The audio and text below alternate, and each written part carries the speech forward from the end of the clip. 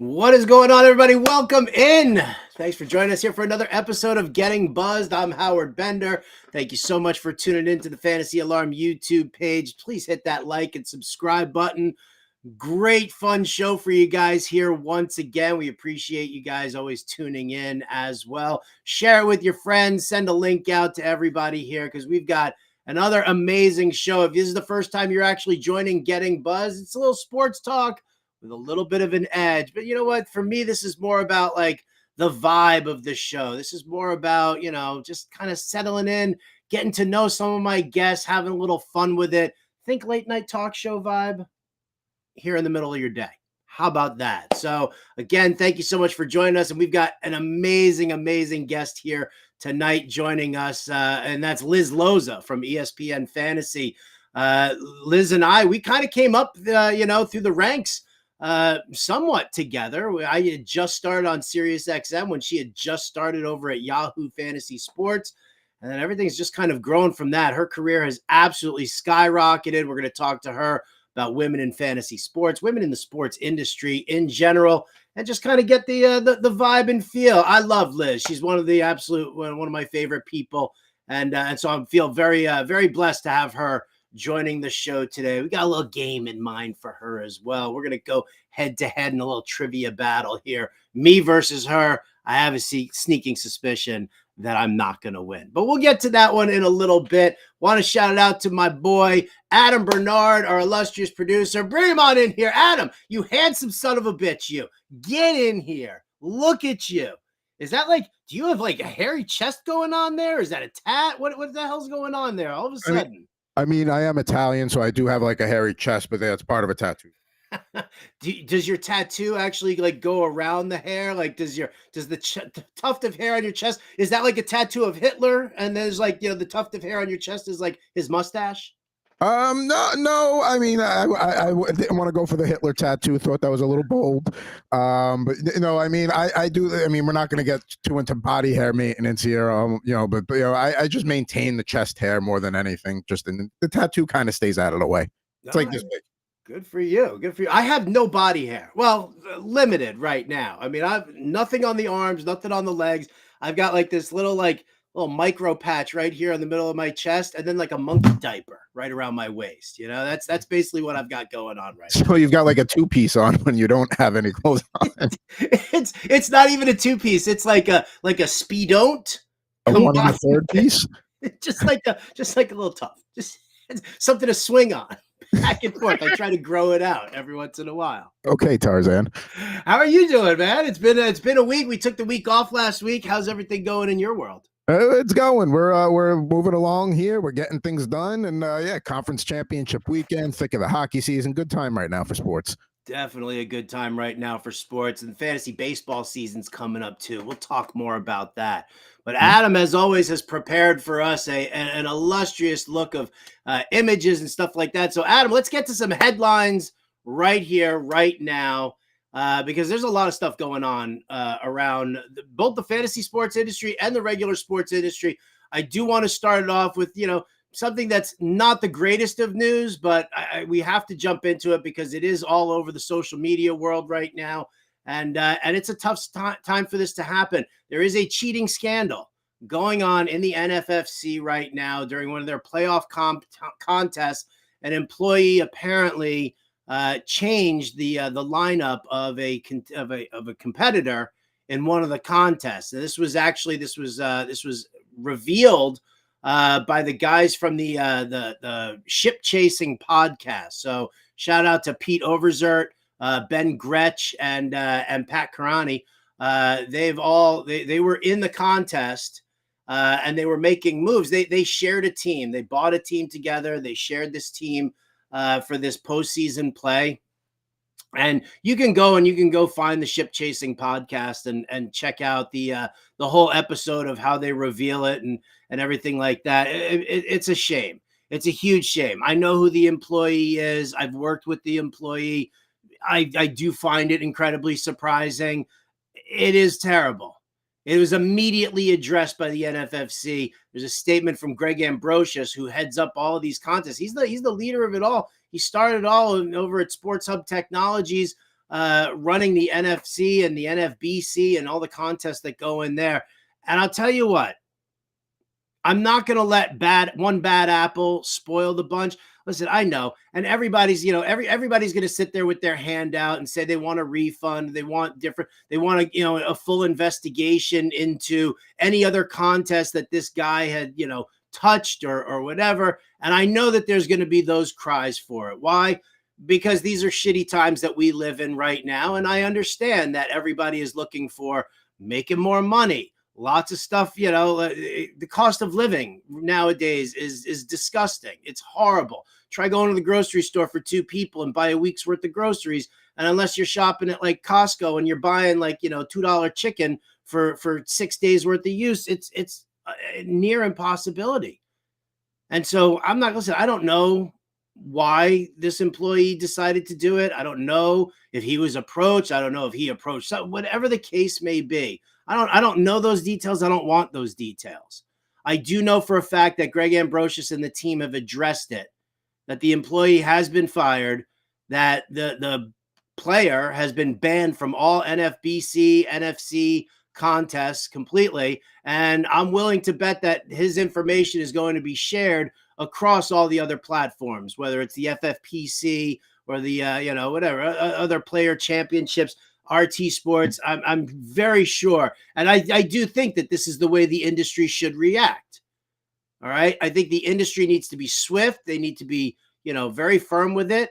All right. They need to address it immediately as they did. And then you just need to blackball people. Listen, we deal with enough nonsense around this industry. We got people starting up DFS sites or starting up Patreons and shit like that run off with people's money. They start up these high stakes charity leagues, and then they run off with the money. I know that something like that just happened in the United Kingdom.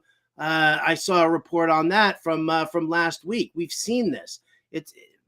People are crappy, and this is why there are sites like LeagueSafe that are out there that you can just put all the money in there and deal with that. So you don't have to deal with the commissioners like that. I think this is an isolated incident. I know that we've had issues. FanDuel had a situation going on where somebody was using, I guess they were using ownership percentages that they got from FanDuel, and they used it over in DraftKings or vice versa, one or the other. It was an employee who did all of that and ended up winning. I believe it was a DraftKings employee who used their ownership to enter contests over at FanDuel. You're always going to have somebody who's going to try and get over on people, but don't let this ruin your thoughts on the NFFC. Don't let it ruin your thoughts on the NFBC. These guys have run an amazing business for well over a decade here that I've been participating, and I've never had issues with these guys at all. So I implore you to not let one bad apple spoil the bunch. I also implore you not to be a dick about it, not to go and demand your money back for contests that passed that you don't know whether or not it was up and up or anything like that. This is a very litigious world that we live in. Don't be that person. Don't be that person. If you don't want to play over there, fine. Don't play over there. Go put your money into something else. But I mean, to really sit there and try and get your hand out and get money back for contests that you've lost already, it's kind of a douchey way to go about it. So again, my heart goes out to the guys over at the NFC. They do such an amazing job. And so to have this happen there absolutely sucks. Greg Ambrosius and Tom Kesenick are good friends of mine.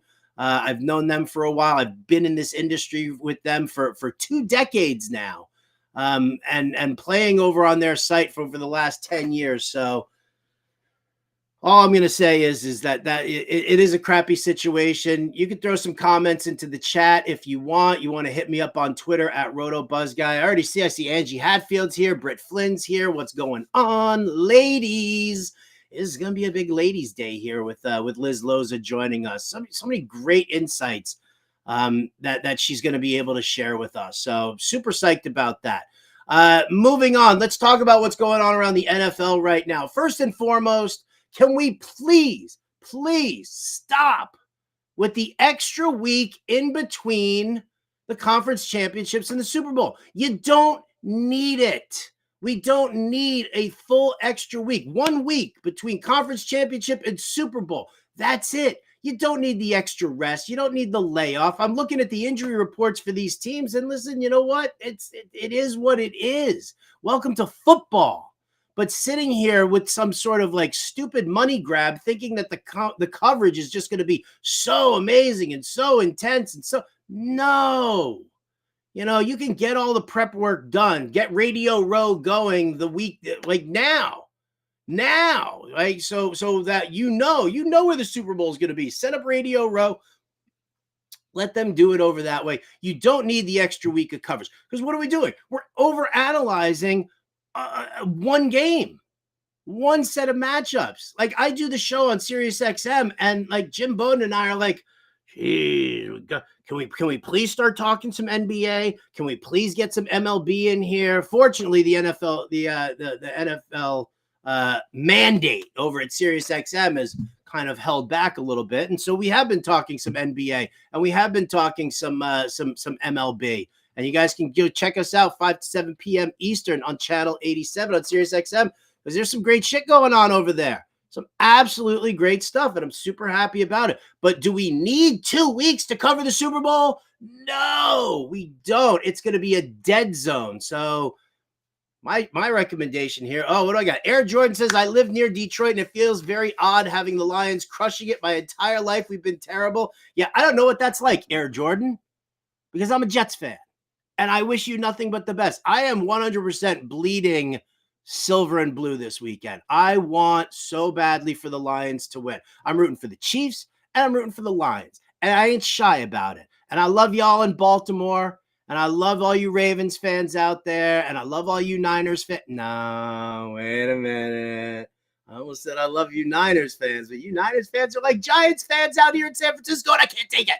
There's a select few who I do enjoy hanging out with, but nevertheless, for me, it's Lions and it's Chiefs. That's what I want to see. That's the game I want. That's what I'm hoping for. We'll see. I thought Adam was like ready to pop it. What's up, Adam? Did you have something to say? Oh, that was just an accidental click. We're good. Oh, I caught you out of the corner of my eye. You're just like, boom, handsome man right there in front of me.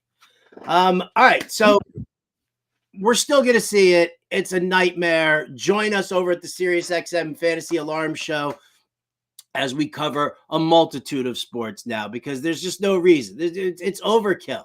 It's overkill, NFL. You've already taken Thursdays. You've already got Sundays. We know that you're pushing the NBA out of Christmas Day. We know what you're doing here. We don't need the extra 2 weeks. We don't. Like, we don't need the same NFL head coaches recycled over and over again. We don't need this happen. John Harbaugh coming to the Chargers, I actually don't mind that. That could be a good thing. I'm a huge Justin Herbert. Jim.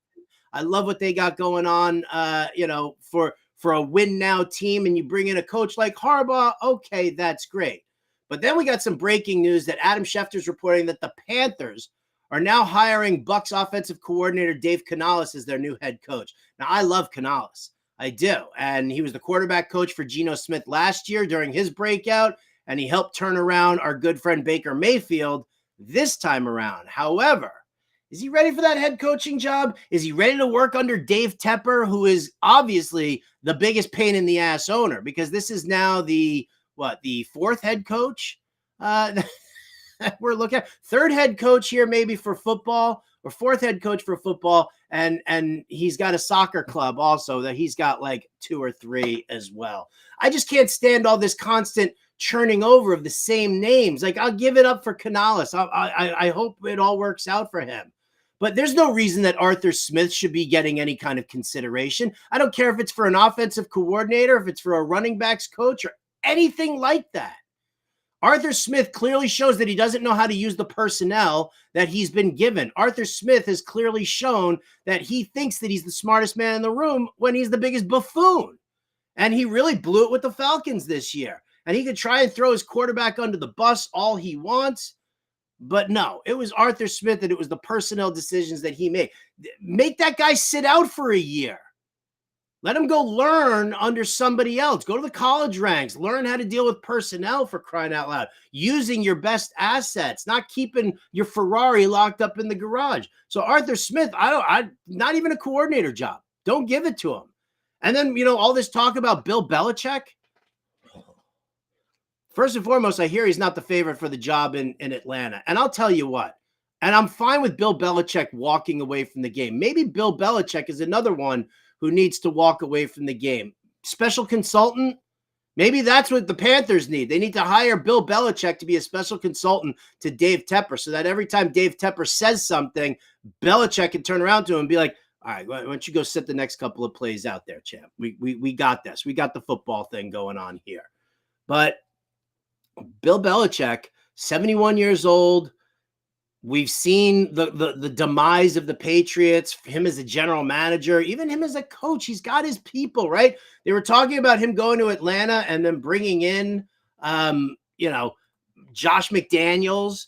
Who else is he bringing in? He's bringing in Josh McDaniels, Joe Judge, Matt Patricia. He's putting the band back together. He's putting the people back in there. And I think that's going to be an absolute disaster here. Not into it at all. And I think that this is one of the things. Why have the Patriots crumbled so much, so significantly? I mean, I don't really get it. I don't understand. You know what? I personally, if you're asking me, I think we need more consistency in coaching. I was looking into this because when I saw that they were talking about Mike Tomlin, there it is. Only 3 head coaches for the Pittsburgh Steelers since the moon landing in '69. The moon landing, how about the Jets winning the Super Bowl? We could throw that out there also. Since the Jets won Super Bowl III, the Steelers have only had 3 head coaches. They've been to multiple Super Bowls. Each one of these coaches, Chuck Noll, Bill Cowher, Mike Tomlin, they've all 3 of them have Super Bowl wins, and they all have multiple Super Bowl appearances. Okay? The Jets, since 1969, have had 18 head coaches. You guys want to talk about some consistency? Do I need to bring in my boy Bob Lung for some fantasy consistency here?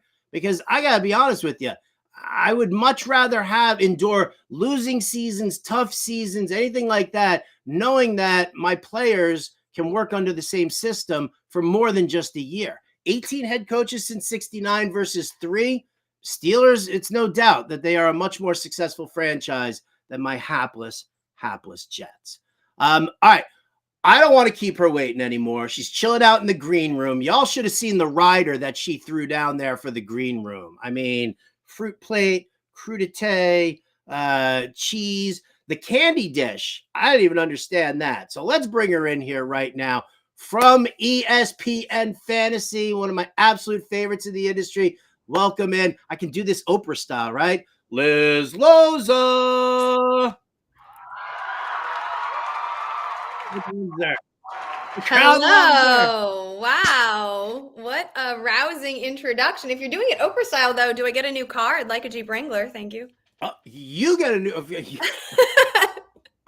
I mean, you already gave me the green M&Ms only in the candy dish of the green room, so I might as well ask for a Jeep Wrangler while you're in such a giving mood. I did pick those out, just so you know. I went to Target. I got the big Mama Luke bags of M&Ms, poured them in there, and then just each one, just for you. Picked them out.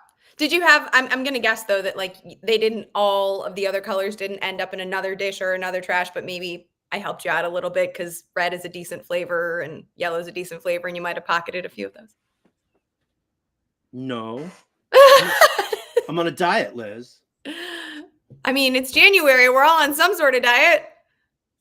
No, I didn't eat any of them. Okay. Okay, fine, I did. How are you? Like, how is the football season? I've missed you. We haven't, I remember when, and let's take it back a little bit. Let's go back like 15. We can go like back 10, 15 years. Not 15. I'm not that old. Come on. Hey, come. All right. Well, you might be, but I'm not. 10. Let's go back 9. 2014 is when you started at Yahoo, right? 2015. 2015. You were doing a podcast before that, though. Before you started with Yahoo, I remember because I had started off at SiriusXM and I was doing the Sunday night show. They were like, "Yeah, Bender, go ahead, do the late night Sunday night."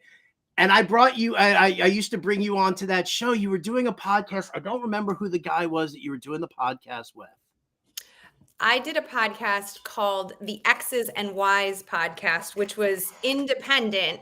So I started a blog called The Fantasy Football Girl. And then as that evolved, I decided, guess what? Let's do a podcast because those are popular at all. At least back then, they weren't as popular. The space wasn't as saturated as it is now. So my friend John and I, who were like football watching buddies, like organically, like the way podcasts are supposed to be, brought into the world and into content spaces, not just like this manufactured manipulation that like now corporations own. So we were like football watching buddies, and I had this blog and he was in a bunch of leagues and we played fantasy. And so we thought, let's do a podcast. So I added that into the content offerings on my blog, along with vlogs, again, before video was like the thing, before anyone knew how to monetize anything. And I didn't monetize any of it. And so, yeah, so John and I started X's and Y's, and then that all snowballed to my first paid year in the space. I mean, paid, we should put in quotes because the money was not flush. But there was actually. Here you go. I found it for you, Liz. Yes. There you go. That's for the first 4 years of your career. There it is. Thank you. Well, the first year of my paid career, I worked for a company called Scout Fantasy, which has been bought and sold a billion times, it feels like.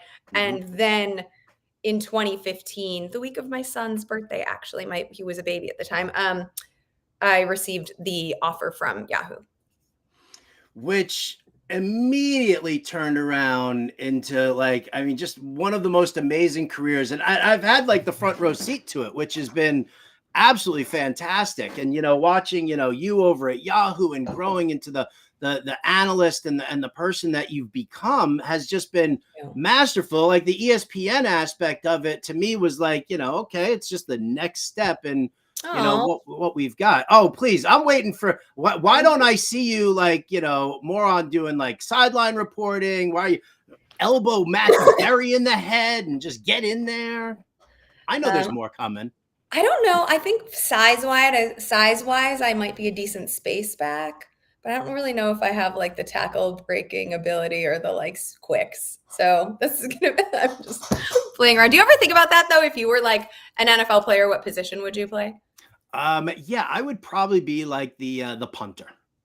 The punter. Okay. I don't absorb pain well. I mean, like when I was growing up and I was like, some angry kid in New York and whatever, and I'd get into fights and stuff like that. Okay, fine. But then as I got older and realized just how, I mean, my mom would never sign the permission slip to begin with to go and play football.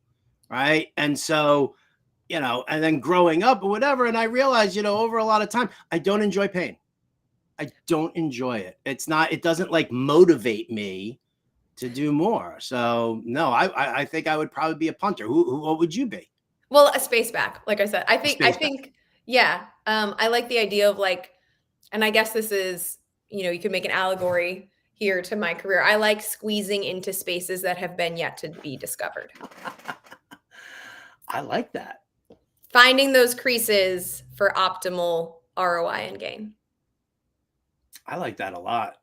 I really do. And like one of the things that I was actually going to kind of talk to you about is just like the space that we're in right now, the working space from a female perspective, from a women's perspective here of like kind of like making it through. And because, I mean, you really did like, you had the podcast and then you broke into, to Yahoo, and you were at Yahoo for what, like 5-6 years?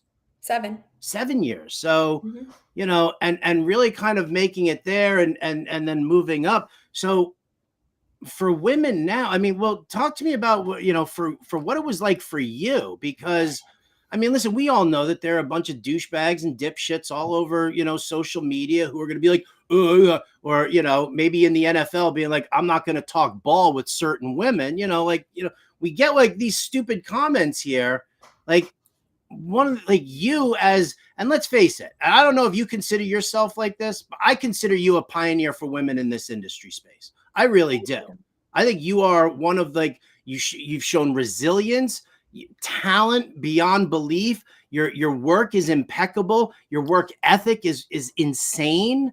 Like for all of that. But now, like, here we are in this super saturated space, like you said, like, what's your advice for, women who are really trying to, because they're still groundbreaking right now. We're still in the pioneer stage. I don't feel like we've arrived. No, I don't think we've arrived. And first of all, just as someone, we've known each other for quite a while and we've worked together. And I think I saw you in Vegas like a year ago, right? Mm-hmm. So as someone who I've known for a long time and have had off-camera, offline conversations with about a variety of topics, I really do appreciate all of that. I think I just never believed that I shouldn't exist in the room. And maybe, the Brads and the Chads don't like women who don't think that they belong in the room, but it never occurred to me that I shouldn't be in the room. I am aware of my talents and my limitations, but I know everybody hates Russell Wilson now and thinks he's like super cheesy, and for good reason, right? Like, the man lost me on his socials long before Let's Ride. But what he did say before all of the cheesiness took over was, why not us? Remember when the Seahawks were like going to the Super Bowl? Why not me? So like, why not me? If I like this and I'm gaining traction and the majority of people seem to enjoy it, and I am feeling fulfilled and excited and inspired and motivated and all of these good adjectives about the work that I am doing, then why would I not continue to ride the horse in the direction it's going and move with momentum? So I was raised by a single mom. My grandfather, my maternal grandfather, I've said this plenty of times, was my primary caregiver from like a domestic point of view. My mom had to go out and put food on the table and make a living. So my grandpa was the person who drove me to, girls' brownies and ice skating lessons and ballet and made my Halloween costumes. And I'm an only child. So I sort of learned everything that this grizzled World War II vet who grew up on literally the railroads of Chicago had to teach me. And I absorbed it, and never did he tell me, you shouldn't know how to change oil in a car. I'm dating myself because in the 90s you could actually do that without a computer. And you should absolutely learn how to the memory that's coming to my mind is like when we changed the faulty belt in a washing machine in the laundry room, which was in our garage. But like, you should absolutely learn how to do all these things. And sports was another one of those things. You should watch this with part of my favorite time was bonding with him while he had a gin martini, which, might not have been ideal by today's standards. Maybe he had 1, 2, 3 gin martinis, but we'd watch WGN. I was Ryan Sandberg for Halloween when I was in 3rd grade because he was in charge of my Halloween costume. So all the other little girls are princesses, and it's great to be a princess. I love Elsa too. But that wasn't my initial choice. And so as I grew up, it never occurred to me that I should be making some dude's sandwich and that's it. I never thought for a minute that I didn't belong in this space. I think are words that should just absolutely resonate with people, because I see that. I see the struggle with so many different analysts, at Fantasy Alarm, we brought in Brandon Marianne Lee, and I worked. I love Brandon. Yeah, me too. And I worked very closely with her, and she shared all the stories with me. Jen Piacenti, right? Another one, yeah. Britt Flynn, who's who on the chat right now. Hi, Britt. Britt's in the chat, right? Didn't you did a Women of Fantasy Football interview with Britt and Faith, probably, right? I don't know if Britt was on it. I know that Faith was on it. I've done a couple of those. Yeah, I love those women. I love what they're doing. I think sometimes I probably shouldn't say this. I'll probably get in trouble. Get in trouble. You know what? Fuck the world. Like, I'm so sick and tired of like having to stay in a box and and do what we're supposed to do. It's like, it's driving me nuts. And I know that you are probably constricted a little bit more given where you work, but I think there is, when I get asked this question about like, how can you motivate or inspire or give advice to women in the space, and I feel like if I say, well, I just want to give advice to inspiring content creators, regardless of their gender, then people are like, well, you're not being like a true enough supporter of women. But the truth is, like, that advice, believing you belong in the space, is true for anybody. Mm-hmm. It's more true for women because there's this different sort of noise that we hear. Our frequency is attuned to a different level because the feedback isn't at all the same.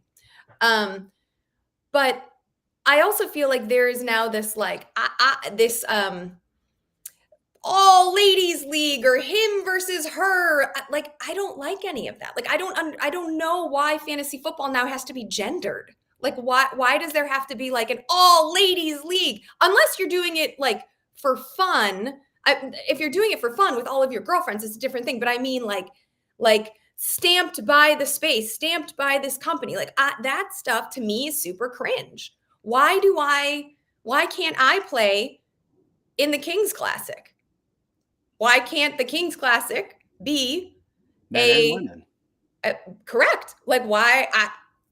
I know that like this is not people don't like it, but like, why are we doing this separate thing? I am one of the best analysts and most working analysts in the space. Like, I should be in that league, not in some other like offshoot league because of the pronouns in front of my name. I think one of the biggest issues that we have is maybe it's an education issue, but I mean, let's face it. This industry, the fantasy sports industry, is dominated by old, out of shape white dudes, right? Who listen. I don't know if you look on social though, like that doesn't seem to be the case. And like when I look at the leagues that I have a 10-year-old son, and like he was in his first. Scott Fish started the Ian Fish Bowl. I think it might be called something else, right? And like my son is in it, and like that's not who's just playing anymore. So, and that's not who's just creating content, and that's not just who's like making waves. And so, well, yes, I think you're right in terms of like decision makers at the top, but like the space itself is evolving. And forget like, I don't have an agenda. I don't have a social agenda. My agenda is to like line my pockets and pay my mortgage. I think we live in a world in which like everybody has like ethics and values, and we try to keep those as like sound as possible. But like, if the objective is to make money, then corporations would want to grow the audience that plays fantasy football, which would mean incorporating people who don't look like just the people who are in charge making the decisions. Which is one of the reasons why it makes me insane that everybody's crapping on the whole Taylor Swift stuff going on. Don't even get me started. Oh, no, get started here, because like, to me, I think it's amazing. I really do. My producer over at SiriusXM, her name's Shannon Blunt, and she's 25 years old. She's a diehard Swiftie. What she brings, aside from like keeping me in line and smacking me down when I say something stupid, all right, Shannon. She's the best with that. But she's also like, she brings that element of youth into the show and starts infusing different things that, listen, I'm in my mid 50s. Jim Bowden's in his early 60s, probably late 50s. I don't even know how old Jim is, but he's in that realm with me. But our demographic, like the people listening to the show, continues to get younger and younger, right? We've seen Hutch Brown in our space, right? That kid has been absolutely phenomenal for bringing the youth in there. And I think that like that's the problem that I have with all the Taylor Swift stuff. Like, why are we're cool with showing Eminem on TV for a Detroit Lions game. We're having issues with Taylor Swift in the Chiefs game. But meanwhile, Tommy Cutlets is beating the Green Bay Packers. And every time he goes like this, we immediately pan to his family. I don't think there's anything wrong with that, right? Family oriented. It's great. It's fun. It's an exciting story. Why are we like crapping on the Taylor Swift phenomenon when it really is bringing to light so many different things? I mean, I'm not even talking about Chris Juszczyk making clothing now and right. Like capitalizing on that aspect. I'm talking about seeing little girls in the stands being picked up by Jason Kelsey holding Taylor Swift signs so that she could get like a sneak peek in there in the middle of Buffalo. In the freezing freaking cold, like to see that happen. I know growing up, my little sister never in a million years would have gone to a football game. I mean, I'm with you. I also feel like it's a little bit interesting that Jason Kelsey has like this Hulk moment, this shirtless Hulk moment, and Taylor is just like cheering for her boyfriend. Like that's the most normative thing ever. Mm-hmm. Literally, she's the girl in the bleachers cheering for her in the suite. She's the girl who can afford more than the bleachers, cheering for her boyfriend. She got a connection. She knows a guy. And that is like but that's like the most normative thing ever. Like she's not pretending to know more than him. She's in fact just like being the supportive other. Yeah. But Jason Kelsey's being his version of a supportive brother, which I find charming as well. And that's completely acceptable. No one was like, Jason Kelsey's trying to like steal the spotlight away from his brother who's playing the game. You could argue that, right? That he was trying to steal spotlight or steal moments. Nobody accused him of that.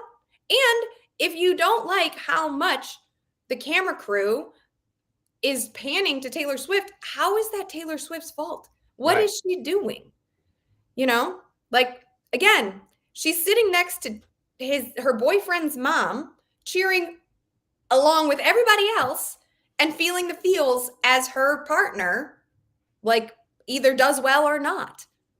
Aren't we all like, I don't know. I took the over on 62.5 receiving yards for Travis Kelce last week. I was feeling feels too. I was up there cheering. I might have ripped my shirt off as well because that one hit real hard. So like, yes, what are we now? Like we are so afraid of like any ounce of vulnerability that we can't show joy. We're so afraid of cringe that we can't show joy. Come on, guys. Like, as the kids say now, go touch grass. You see, I have no kid. Yeah, you have 2 kids? I do. How old are they? 6 and 10. Okay, so the 10-year-old's giving you the what for as far as the sayings go. 6-year-old's not doing that yet, or not yet? No. I mean, listen, I think it's unbelievable. So what is our direction right now? Like, I mean, we're seeing. I know that's above my pay grade, friend. I don't know. Well, I know it's above my pay grade too, but how do we as content creators kind of prepare for that? I mean, we've seen, so many things going on, around the industry, and so many things that, you embrace something like Taylor Swift, and all of a sudden you've got like half the community like trolling you on a regular basis. You might invite it. I don't think that that's actually true. Like, I think the two tenets that I personally follow, I mean, and who knows, maybe they won't work for long. Everything has to evolve. But what I've been doing is do your work to the best of your ability and protect your energy. So like, if some troll comes at me, and there are plenty of them, I don't respond, right? Like, okay, great.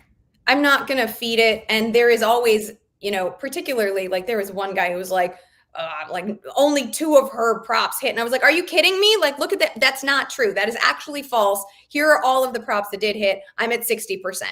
Like, but I resisted the urge to reply because what am I? He's not going to believe it. He's not like going to go back and like read the receipts that I'm putting in. And now there's just this like, this parasocial spectacle for everybody else to like sit back and digest and pick apart and view. And like, I don't want that. So like, I just do my work. I do it to the best of my ability. I work really hard. I think part of the reason I'm here, frankly, is because I'm willing to outwork anybody in any room. And that's not always fun, but I feel like it's a necessary thing. And so I'm not ever, I'm always confident in my takes because I've researched them to sometimes too much. Sometimes I should have just let go and gone with my intuition initially, but I'm always confident in my take and in my writing. And if you are moving from an organic, authentic space, then the noise doesn't hit so hard because you're not trying to be something that you think they want, but you're just being you. And that almost always is received. And if it's not, then this ain't the space for you. And that's the thing. That's definitely the thing. I had a long discussion with a friend of mine the other day about imposter syndrome, and like you saying it confidently, I never knew that this wasn't a space that I was supposed to be in the first place. And like, to hold on to that. And I think that there are a lot of people who do. The problem is like a troll will make a comment and walk away and not give another thought about it. Meanwhile, you're the recipient of the comment, and it weighs on you and it gets you. I remember when I first started writing in the industry, I was over at Fangraphs, and I'll tell you, there is not a forgiving group, like more unforgiving group than the baseball nerds of like Fangraphs from like 10, 15 years ago, where it was like, if you misquoted a number, like you just got shredded in the comments section, like abused. And it took me a while to kind of just understand that, be confident in my stuff and what I'm doing. And, haters going to hate no matter what, kind of a thing. It's a tough thing to walk away from, but you're right. If you don't have that thick skin, this really is not the space for you. Yeah. Yeah. I think for me too, one of the things that I discovered moving from Yahoo to ESPN, obviously like the scope is larger, right? So there are more eyeballs on the work. And it's not just me who gets it. Like my colleagues, Mike Clay gets lit up. I don't know how you light up Mike Clay. Like, I'm not like speaking out of turn, but like, it's all public. You can see it on Twitter. It ends up in your feed, right? Like I'm like, oh, it's sort of normalized. Now, does the shade of hate, is there a different shade of hate that I receive than the men? Yes. But none of it feels good, And so understanding that you are not the exception, but you are in fact the rule, I think makes it a bit more palatable. Somebody's going to say something no matter what. Yeah. And listen, and if you're out there and you're watching this right now and you're thinking about being in this space, you're looking to get, like, take Liz's words to heart and really like sit down, think about them, understand them, and kind of live through it. Like I'll sit there and I'll defend, people who are just working and grinding in this space. I don't care gender, color, whatever. It doesn't matter to me. Age. Like if you're grinding in this space, you're grinding in this space. You're doing it because you love it. So to let somebody else kind of shake you from it, it's terrible. It's not, you're just never going to advance if you let them do that. If you don't love it anymore, don't do it. Yeah. That's like the other little, because how many times have you seen, not necessarily someone in this space, but like I live in LA, right? So I've seen a billion aspiring writers, actors, creatives come here in their early 20s, promising the 10-year-old version of themselves that they were going to be X, Y, and Z, right? Like they were going to have their billboards of their face all over Hollywood. And after a while, the reality of the life that is attached to chasing that sort of dream wears on you and changes. And maybe it is no longer the dream like that you envisioned is no longer your reality. And you have to allow yourself off the hook. If it's not a fun thing anymore, if you don't enjoy it. My podcasting partner who you mentioned, John Evans, when I did X's and Y's, he was for a long time aspiring to write in the space. And then he sort of discovered that the work of it robbed him of the joy of playing fantasy and following fantasy. And so he had, I think, the courage and the self-awareness to move into a different direction. And so I also think that like, you can't just be like, well, I failed at this thing. No, you like allowed yourself to evolve, which is what we're all supposed to do, right? I talk about that in my fantasy analysis a lot too, right? Because like, take Stephon Diggs, right? Target share, all of this. Ken Dorsey is fired. There's a new OC that comes in. James Cook takes off. Now James Cook is like riding high, and we're loving it because there were all these preseason takes about his breakout potential. That evolved into something as a result. Steph Diggs, who I know, like did not have the best game last week. His production wanes. There is also always, though, a cause and effect, right? Like the evolution of the play calling within the season changed the production and also your take. Like, do you get to take the same victory lap about James Cook? I don't know. Maybe. Do you also like get to say that Steph Diggs was a bust. I don't know.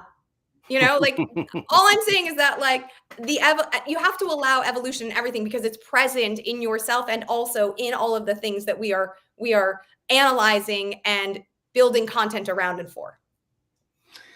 Had I known that the conversation was going to be as good as this, I probably would have asked you for like an extra 2 it's hours. time's up already. That went fast. It's not time's up. It's not time's up because I want to wait. Like, what, you know, I'll forego the trivia. Well, maybe we'll sneak in a couple of trivia questions here. We were going to compete against each other, but I know that you're going to beat the crap out of me in this anyway. So as the host, maybe I just pull back. What I want to know is what's Liz Loza's off season like? Like, you got conference championships. You got the annoying 2 weeks in between the championships and the Super Bowl. So you're grinding through there. You're doing everything that you're doing.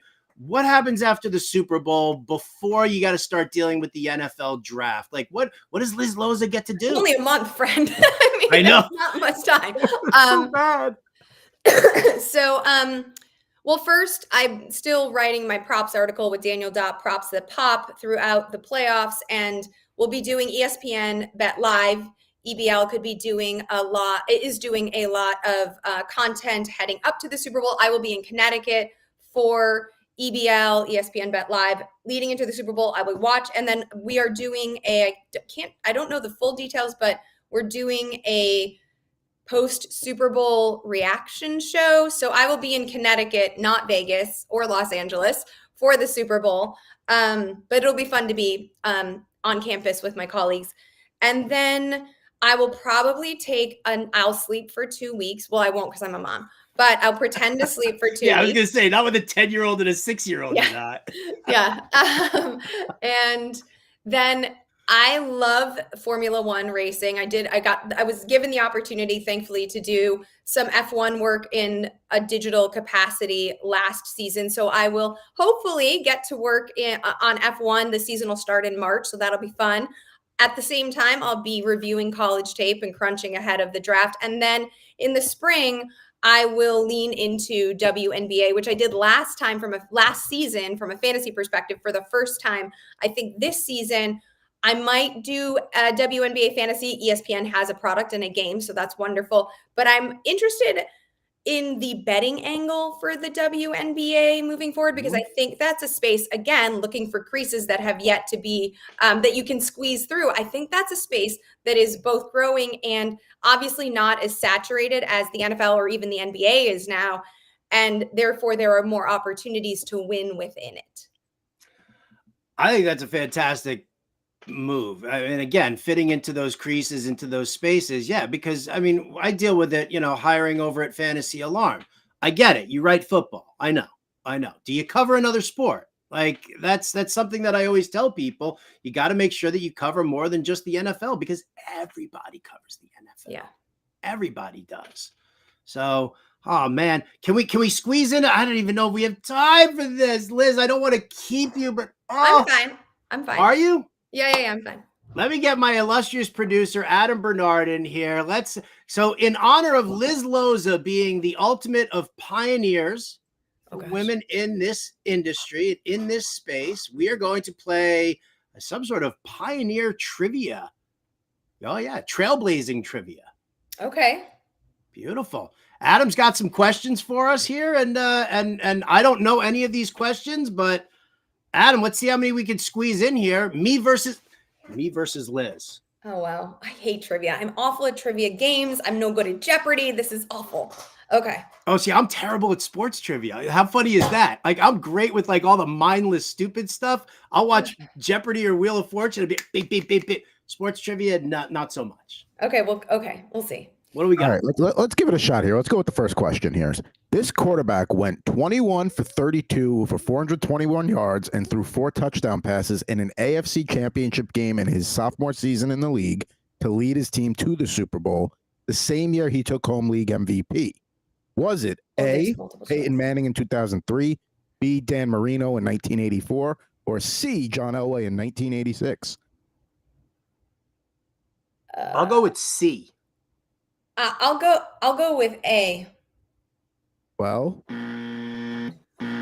It was B. Mr. Dan Marino. Yes. We're the greatest of all time. Oh my God.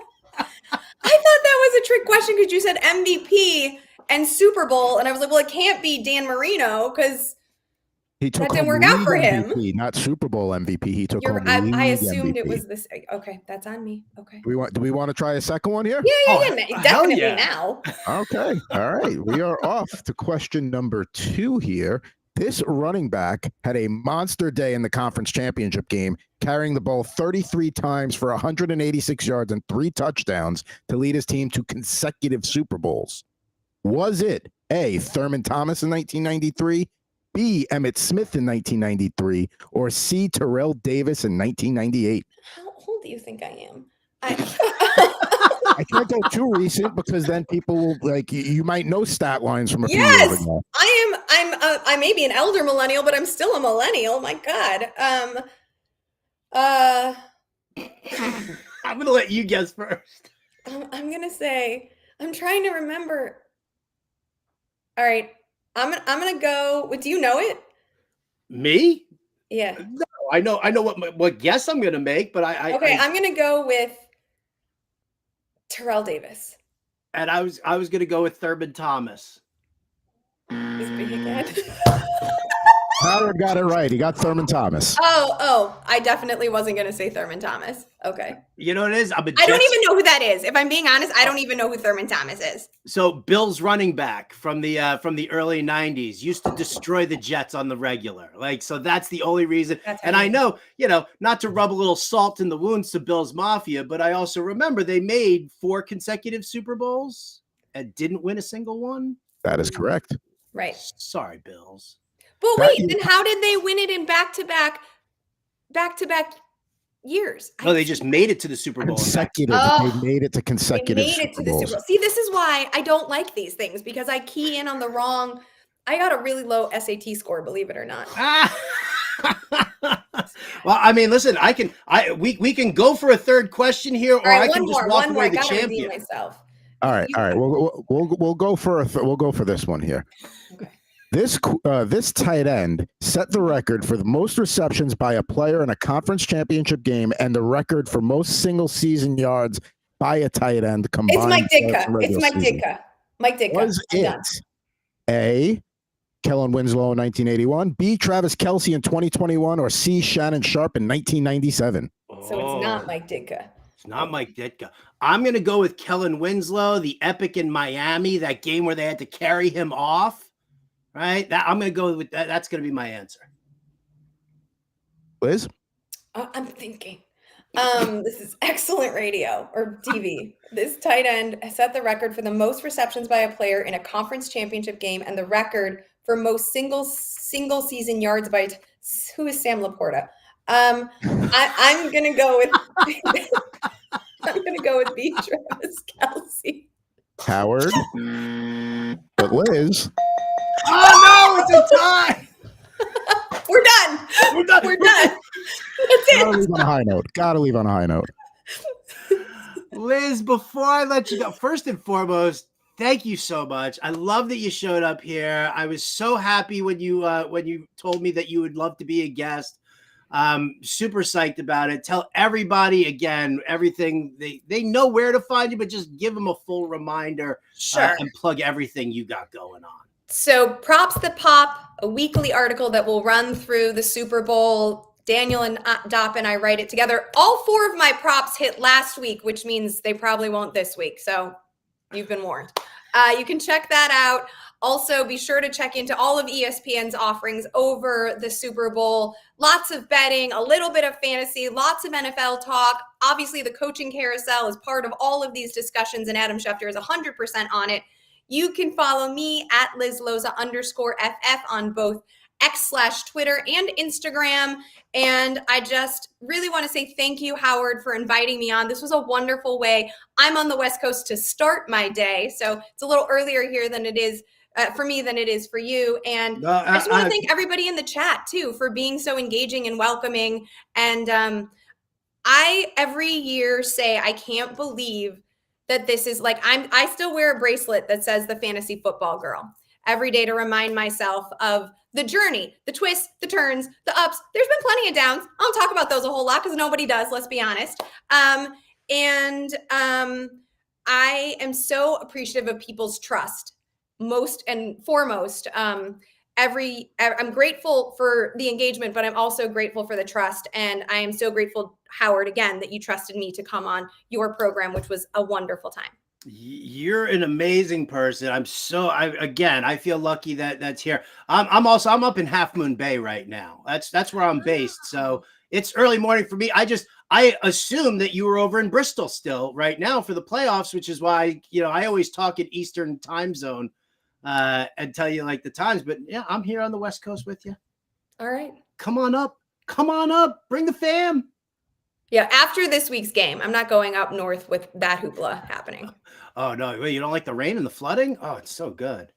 Well, all of the Chardonnay drinking is what I'm talking about with the game this weekend. Oh, I could load you up with that. I got bourbon right here in the shed for you if you want. Okay. We'll do the brown liquor and we'll get all angry. That's great. It's definitely Liz, my brand. Thank you so much again. Love having you here, and enjoy the conference championships and the Super Bowl. Thank you so much, Howard. Thank you forever. Thank you, Adam, for producing this show, and I will talk to you guys another time. Liz Loza, everybody. Definitely got to give her that follow on the old Twitter X machine at Liz Loza FF.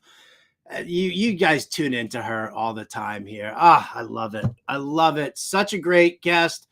So much fun. Adam, get in here, baby. Come on now.